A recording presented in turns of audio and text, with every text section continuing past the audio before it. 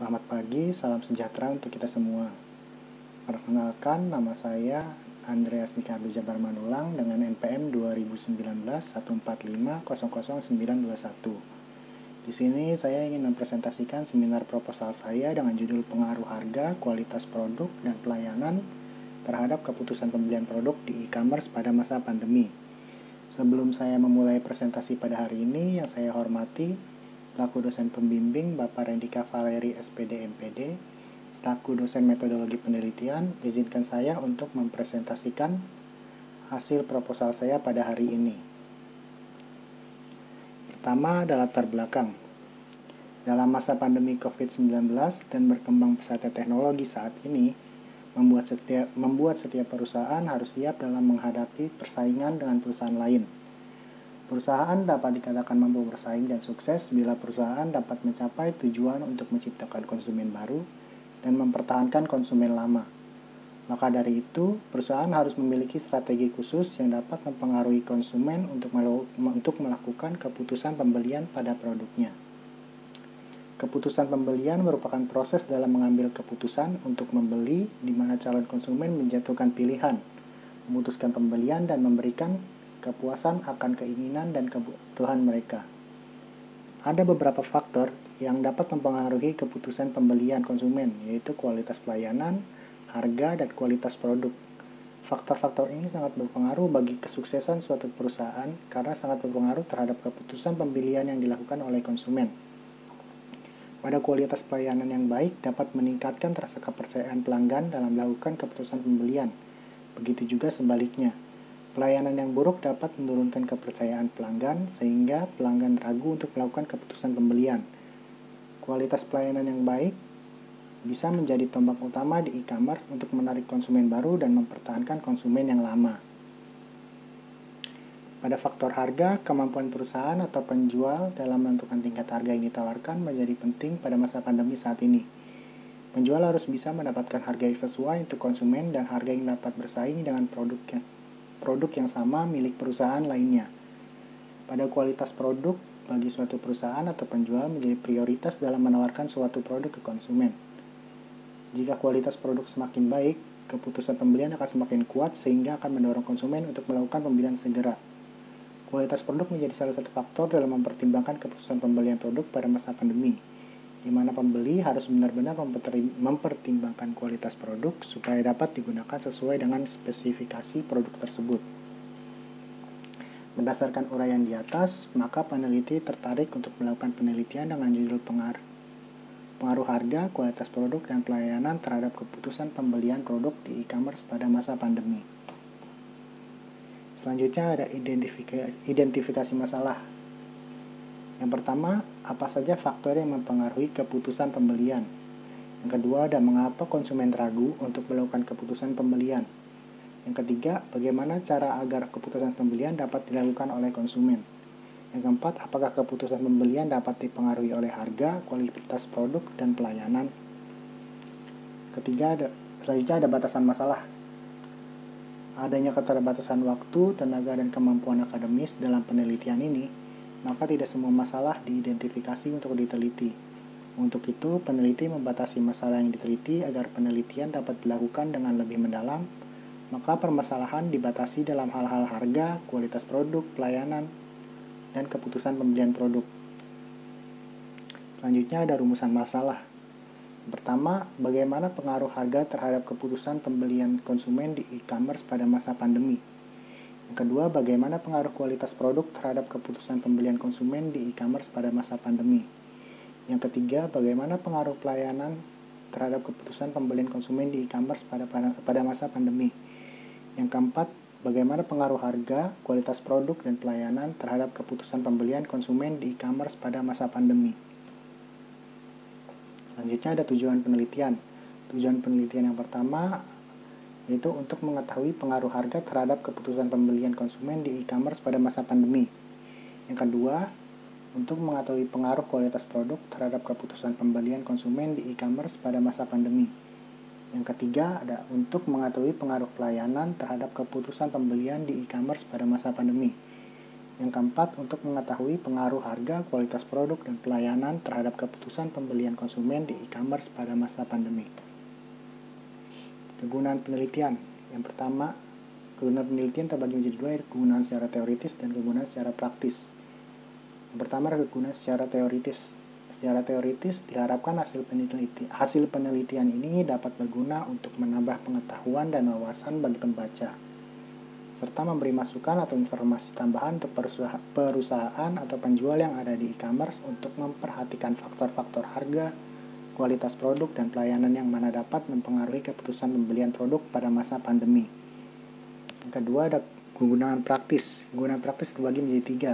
Yang pertama ada bagi perusahaan. Hasil penelitian ini diharapkan dapat digunakan oleh perusahaan sebagai bahan masukan atau informasi tambahan untuk lebih memperhatikan faktor-faktor seperti harga, kualitas produk, dan pelayanan yang dapat mempengaruhi keputusan pembelian konsumen terhadap produk atau jasa yang mereka tawarkan. Yang kedua ada bagi konsumen. Diharapkan hasil penelitian ini dapat dijadikan sebagai masukan bagi para konsumen untuk lebih memperhatikan faktor-faktor penting seperti harga, kualitas produk, pelayanan sebelum melakukan keputusan pembelian suatu produk atau jasa. Ketiga, bagi pembaca diharapkan hasil penelitian ini dapat dijadikan sebagai bahan referensi untuk membaca dan untuk membantu pembaca yang ingin melakukan penelitian lebih lanjut dan digunakan sebagai bahan bacaan untuk menambah wawasan. Selanjutnya ada landasan teori. Di sini landasan teori terbagi menjadi 4. Yang pertama ada keputusan pembelian, yang kedua ada harga, ketiga ada kualitas produk, yang keempat ada pelayanan. Pertama ada keputusan pembelian. Keputusan pembelian merupakan proses dalam mengambil keputusan untuk membeli, di mana calon konsumen menjatuhkan pilihan, memutuskan pembelian, dan memberikan kepuasan akan keinginan dan kebutuhan mereka. Menurut Kotler and Keller tahun 2016, keputusan pembelian ialah elemen dari perilaku pelanggan, yakni riset mengenai bagaimana organisasi, individu, ataupun kelompok yang menjatuhkan pilihan, memutuskan pembelian, memakai, dan bagaimana pengalaman ide, barang, atau jasa itu dipergunakan sebagai pemberian kepuasan, keinginan, dan kebutuhan mereka. Menurut Sutrisno tahun 2020, keputusan pembelian adalah emosional yang dapat terbangun antara pembeli dan penjual, di mana pembeli akan memutuskan penggunaan produk maupun layanan yang sudah ditambahkan nilai lebih dari produk-produk tersebut. Selanjutnya ada menurut Ciptono tahun 2012, keputusan pembelian adalah sebuah proses di mana konsumen mengenal masalahnya, mencari informasi mengenai produk atau merek tertentu, dan mengevaluasi secara baik masing-masing alternatif tersebut dapat memecahkan masalahnya yang kemudian mengarah kepada keputusan pembelian. Berdasarkan dari pengertian menurut para ahli, maka dapat disimpulkan keputusan pembelian adalah sebuah proses pengambilan keputusan yang diawali dengan pengenalan masalah, kemudian mengevaluasinya dan memutuskan produk yang paling sesuai dengan kebutuhan.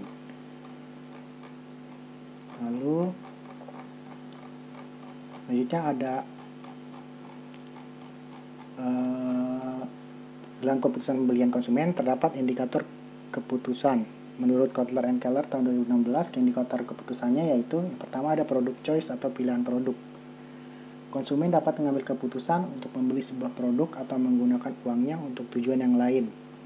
Dalam hal ini, perusahaan harus memusatkan perhatiannya kepada orang-orang yang berniat membeli sebuah produk alternatif yang mereka pertimbangkan. Yang kedua ada brand choice atau pilihan merek. Konsumen harus mengambil keputusan tentang merek mana yang akan dibeli. Setiap merek memiliki perbedaan-perbedaan tersendiri. Dalam hal ini, perusahaan harus mengetahui bagaimana konsumen memilih sebuah merek yang terpercaya. Yang ketiga ada dealer choice atau pilihan tempat penyaluran. Konsumen harus mengambil keputusan tentang penyalur mana yang akan dikunjungi. Setiap konsumen berbeda-beda dalam hal menentukan penyalur. Bisa dikarenakan faktor lokasi dekat, harga yang murah, persediaan barang yang lengkap, kenyamanan berbelanja, keluasan tempat, dan lain sebagainya. Selanjutnya ada purchase amount, jumlah pembelian atau kuantitas. Konsumen dapat mengambil keputusan tentang seberapa banyak yang akan dibeli pada suatu saat. Pembelian yang dilakukan mungkin lebih dari satu jenis produk. Dalam hal ini, perusahaan harus mempersiapkan banyak produk sesuai dengan keinginan yang berbeda-beda dari para pembeli. Kelima ada purchase timing atau waktu pembelian. Keputusan konsumen dalam pemilihan waktu pembelian bisa berbeda-beda. Misalnya ada yang membeli setiap hari, 1 minggu sekali, 2 minggu sekali, 3 minggu sekali, atau sebulan sekali, dan lain-lain. Yang keenam ada payment method atau metode pembayaran. Konsumen dapat mengambil keputusan tentang metode pembayaran yang akan dilakukan dalam mengambil keputusan. Konsumen menggunakan produk dan jasa. Saat ini keputusan pembelian dipengaruhi oleh tidak hanya aspek budaya, lingkungan, dan keluarga. Keputusan pembelian juga dipengaruhi oleh teknologi yang digunakan dalam transaksi pembelian sehingga memudahkan konsumen untuk melakukan transaksi baik di dalam maupun di luar rumah. Selanjutnya ada harga.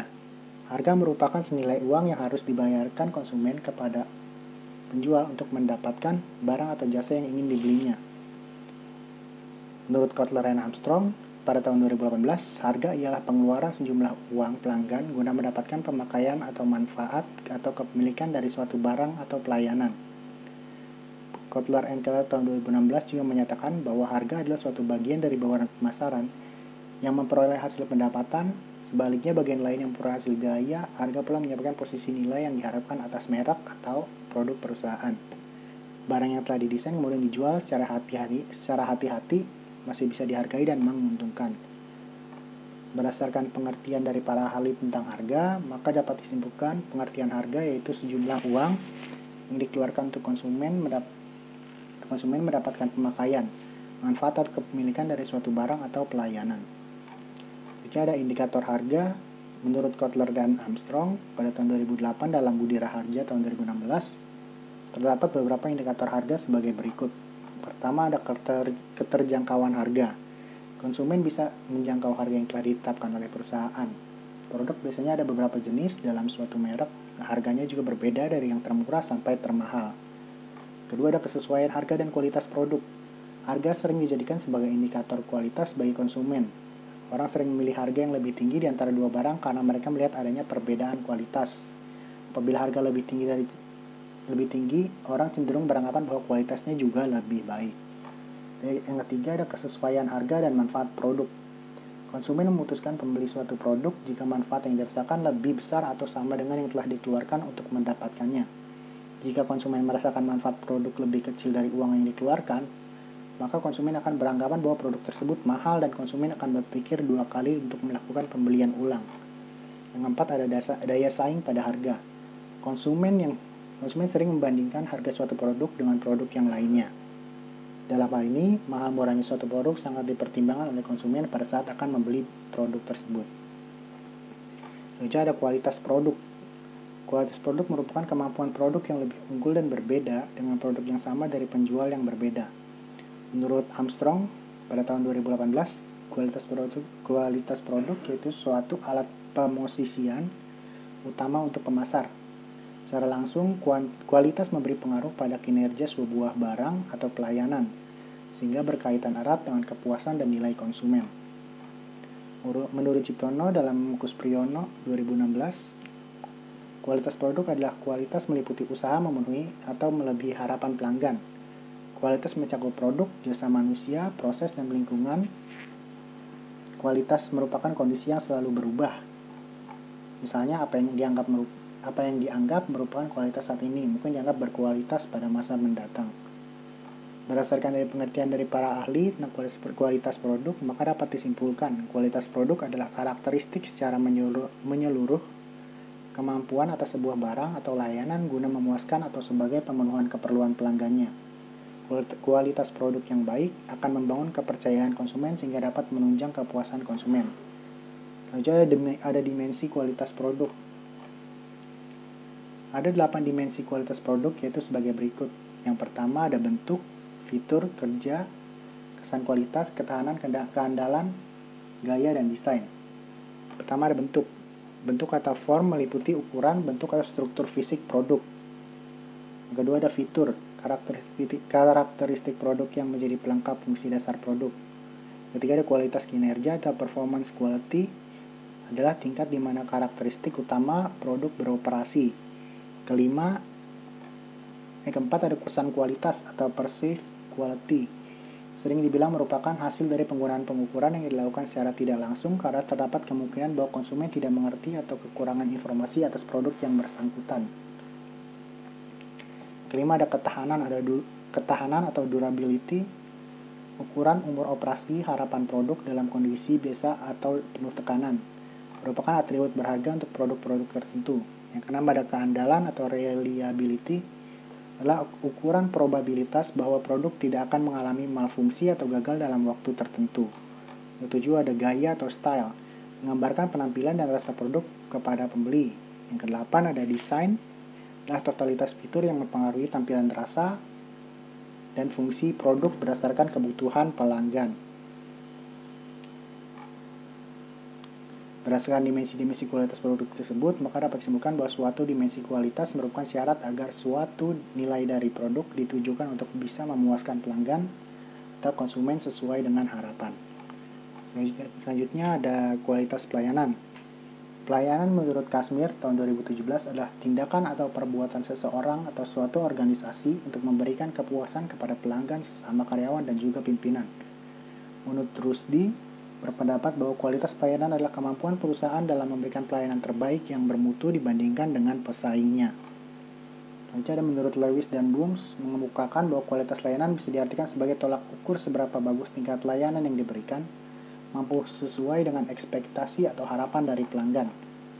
Berdasarkan pengertian-pengertian menurut para ahli tentang kualitas pelayanan, maka dapat disimpulkan bahwa kualitas pelayanan adalah tindakan dan kemampuan karyawan dalam suatu perusahaan yang dilakukan dengan penuh komitmen untuk memberikan pelayanan yang terbaik dan bermutu kepada konsumen, sesama karyawan maupun pimpinan perusahaan. Selanjutnya, ada dimensi kualitas pelayanan. Menurut Pasuraman tahun 2022 dalam Sangaji dan Sophia tahun 2013 mengemukakan bahwa terdapat 5 dimensi dalam kualitas layanan, yaitu yang pertama ada keandalan atau reliability, yaitu kemampuan untuk memberikan pelayanan yang dijanjikan dengan tepat atau akurat, dan kemampuan untuk dipercaya atau dependably. Yang kedua ada daya tanggap atau responsiveness, yaitu kemauan atau keinginan para karyawan untuk membantu memberikan jasa yang dibutuhkan konsumen. Ketiga ada jaminan atau assurance, meliputi pengetahuan, kemampuan, keramahan, dan sifat dapat dipercaya dari kontak personal untuk menghilangkan sifat keraguan-keraguan konsumen dan membuat mereka merasa terbebas dari bahaya dan resiko. Yang keempat ada empathy, yaitu meliputi sikap kontak personal atau perusahaan untuk memahami kebutuhan dan kesulitan konsumen, komunikasi yang baik, perhatian pribadi, dan kemudahan untuk melakukan komunikasi atau hubungan.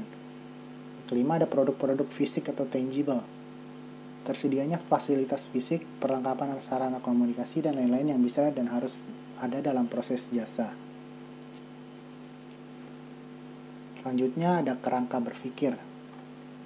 Yang digunakan dalam penelitian ini yaitu harga sebagai X1, kualitas produk sebagai X2, pelayanan sebagai X3, dan keputusan pembelian sebagai Y. Berdasarkan gambar tersebut, penelitian ini mengenai pengaruh harga, kualitas produk, dan pelayanan terhadap keputusan pembelian, di mana variabel yang digunakan dalam penelitian ini ialah harga, kualitas produk, dan pelayanan sebagai variabel independen atau variabel bebas, dan keputusan pembelian sebagai variabel dependen atau variabel yang dipengaruhi.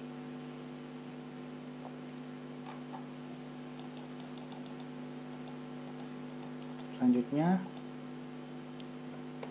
ada hipotesis penelitian. Hipotesis penelitian merupakan jawaban sementara terhadap pertanyaan yang diajukan dalam identifikasi masalah. Hipotesis tersebut harus diuji atau dibuktikan kebenarannya lewat pengumpulan dan penganalisisan data-data. Berdasarkan data-data di atas, menyusun hipotesis sebagai berikut. A1. Terdapat pengaruh harga terhadap keputusan pembelian produk di e-commerce pada masa pandemi. A2. Terdapat pengaruh kualitas produk terhadap keputusan pembelian produk di e-commerce pada masa pandemi. A3. Terdapat pengaruh kualitas pelayanan terhadap keputusan pembelian produk di e-commerce pada masa pandemi. A4. Terdapat pengaruh harga, kualitas produk, dan pelayanan terhadap keputusan pembelian produk di e-commerce pada masa pandemi. Selanjutnya ada metodologi penelitian. Yang pertama ada waktu dan tempat penelitian.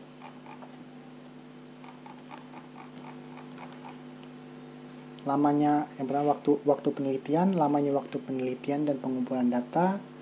Peneliti membutuhkan waktu sekitar kurang lebih 5 bulan, yaitu bulan Maret 2022 hingga Juli tahun 2022. Dan tempat penelitian ini dilaksanakan melalui media internet dengan menggunakan berbagai platform sosial media, yaitu Twitter, Line, Instagram, dan WhatsApp.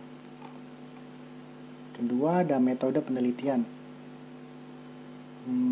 Menurut Sugiono, metode penelitian merupakan cara ilmiah untuk mendapatkan data dengan tujuan dan kegunaan tertentu. Dalam penelitian ini, metode yang digunakan adalah metode kuantitatif melalui pendekatan asosiatif. Menurut Sugiono, pada tahun 2016, penelitian asosiatif adalah penelitian yang bertujuan untuk mengetahui hubungan sebab akibat yang dianalisis dengan cara menghubung-hubungkan dan menganalisis pengaruh variabel bebas terhadap pengaruh terikat. Selanjutnya ada populasi dan sampel. Pertama ada populasi penelitian. Populasi adalah menurut Sugiono tahun 2019, populasi adalah wilayah generalisasi yang terdiri atas objek atau subjek yang mempunyai kuantitas dan karakteristik tertentu yang ditetapkan oleh peneliti untuk dipelajari dan kemudian ditarik kesimpulannya. Populasi dan penelitian ini adalah pelanggan yang berbelanja menggunakan platform e-commerce. Selanjutnya ada sampel penelitian. Menurut Sugiono, sampel adalah bagian dari jumlah dan karakteristik yang dimiliki oleh populasi tersebut. Jadi sampel penelitian adalah sebagian dari populasi yang diambil sebagai sumber data dan dapat mewakili seluruh populasi. Teknik yang digunakan dalam pengambilan sampel dalam penelitian ini adalah purposive sampling. Purposive sampling adalah teknik menentukan sampel dengan pertimbangan tertentu. Adapun sampel dalam penelitian ini adalah pelanggan yang sudah pernah berbelanja di platform e-commerce selama masa pandemi minimal 2 kali. Selanjutnya ada metode pengumpulan data. Metode pengumpulan data adalah teknik maupun cara yang digunakan untuk mengumpulkan data penelitian. Dalam penelitian ini, teknik pengumpulan data yang digunakan oleh peneliti adalah kuesioner. Menurut Sugiono tahun 2018, angket atau kuesioner merupakan teknik atau pengumpulan data yang dilakukan dengan cara memberi seperangkat pertanyaan atau pernyataan tertulis kepada responden untuk dijawabnya. Dalam penelitian ini, angket yang digunakan adalah jenis angket atau kuesioner tertutup. Angket atau kuesioner tertutup adalah pertanyaan yang menyediakan alternatif jawaban sehingga para responden hanya tinggal memberikan tanda centang atau checklist pada kolom atau tempat yang sesuai. Angket akan dibuat secara objektif dan dilengkapi dengan petunjuk pengisian, di mana masing-masing soal akan diberikan 5 alternatif jawaban dan dengan pemberian skor. Tujuan dibagikan kuesioner ini adalah untuk mendapatkan data penelitian agar peneliti dapat mengetahui pengaruh harga, kualitas produk, dan pelayanan terhadap keputusan pembelian produk di e-commerce pada masa pandemi. Selanjutnya ada instrumen penelitian. Menurut Sugiono 2018 yang mengungkapkan bahwa instrumen penelitian adalah suatu alat yang digunakan untuk mengukur fenomena alam maupun sosial yang diamati atau diteliti. Jumlah instrumen yang digunakan untuk penelitian akan berkaitan dengan jumlah variabel yang diteliti. Tujuan dilakukannya instrumen penelitian adalah untuk menghasilkan data kuantitatif yang akurat, maka setiap instrumen penilaian. Instrumen penelitian berupa angket kuesioner menggunakan skala Likert. Menurut Sugiono, tahun 2016, skala Likert digunakan untuk mengukur sikap, pendapat, dan persepsi seseorang atau sekelompok orang mengenai fenomena sosial. Tiap pernyataan pada skala Likert diberi skor 1-5 dengan rincian sebagai berikut. Pertama, ada sangat setuju atau SS diberi skor 5. Kedua, ada setuju dengan tanda S diberi skor 4. Ketiga, ada netral, tandanya N, diberi skor 3. Yang keempat, ada tidak setuju, tandanya TS, diberi skor 2. Kelima, sangat tidak setuju dengan tanda STS diberi skor 1. Selanjutnya, uji coba instrumen menggunakan uji validitas dan uji reliabilitas. Selanjutnya ada teknik analisis data. Teknik analisis data yang digunakan dalam penelitian ini, yang pertama uji prasyarat analisis yang terdiri dari uji normalitas data, teknik analisis regresi sederhana, teknik analisis korelasi, dan pengujian hipotesis yang dimaksudkan untuk mengetahui pengaruh dari variabel X terhadap variabel Y. Maka untuk mengetahui pengaruh variabel tersebut, maka analisis ini menggunakan uji T. Untuk mengetahui adanya pengaruh harga, kualitas produk, dan pelayanan terhadap keputusan pembelian produk, dilakukan perbandingan antara nilai T hitung dengan T tabel dari. Untuk mengetahui adanya pengaruh harga, kualitas produk, dan pelayanan terhadap keputusan pembelian produk, dilakukan perbandingan antara nilai T hitung dengan Nilai T-tabel dari tabel distribusi T-tabel. Penentuan nilai T-tabel didasarkan pada taraf signifikasi tertentu, yaitu Rho sama dengan 0,05 atau 5% dan DK sama dengan N kurang 2. Dari perhitungan ini terjadi kemungkinan jika taraf signifikan T hitung lebih kecil dari T-tabel atau koefisien T hitung signifikan pada taraf 5%, maka HA diterima. Jika taraf signifikan T hitung lebih besar dari T-tabel atau koefisien T hitung signifikan pada taraf 5%, maka H0 ditolak, HO ditolak. Sekian presentasi proposal yang dapat saya sampaikan. Apabila ada kekurangan dan salah-salah kata, mohon dimaafkan. Terima kasih dan selamat pagi.